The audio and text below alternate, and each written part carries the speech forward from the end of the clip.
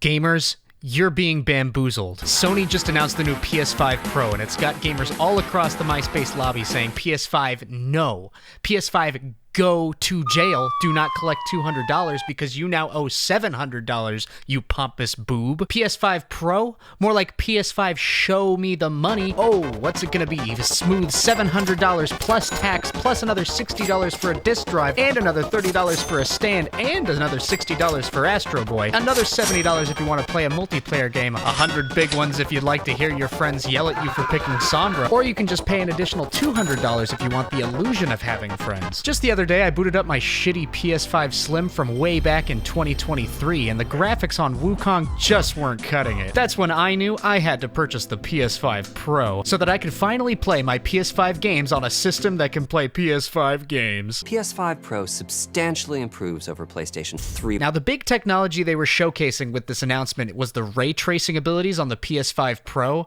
I gotta be honest, whenever I trace rays, I like to pick Ray Charles or the late great Ray Liotta. Sometimes I just like a good old-fashioned Stingray. Remember when the PS5 first came out in 2020 and no one could actually own one without selling their grandmother and taking a second mortgage out on their lakeside mansion?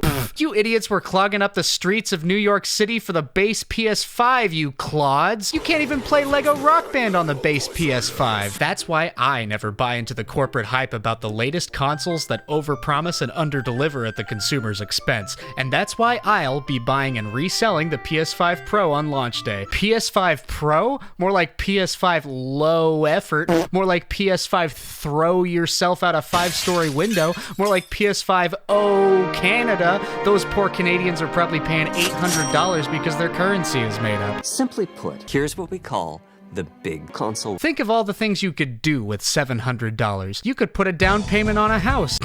You could buy a working Laserdisc player. These babies don't even play on the base PS5. You could help kickstart an indie game with tons of creative passion and meticulous effort over years of development poured into it. With 7 Benjamins, you could send $1 whole to every sucker who played Concord. You could shove it up your ass. You could buy 18 of these horrific Pokemon plushies off Etsy. With 700 jabloons, you could donate to a shelter for doves who are lost at sea. You could put a down payment on a new son. You could buy you and all of your 10 Discord kittens a copy of Tears of the Kingdom. You could buy 50 people tickets to see Sonic 3 in November when the PS5 Pro comes out. You could buy 100 people those stupid-ass little blind bags. You could buy 7,000 copies of Stunfisk, and think of the property value you're building up with that shiny cardboard. You could buy a plane ticket to Guam. You could pay a dude $700 on eBay for a pre-built PC with an RTX 4080 and never actually get it. You could buy a cat and feed it for 7 days. You could even buy a PS5 with 2 games and a fucking disk drive.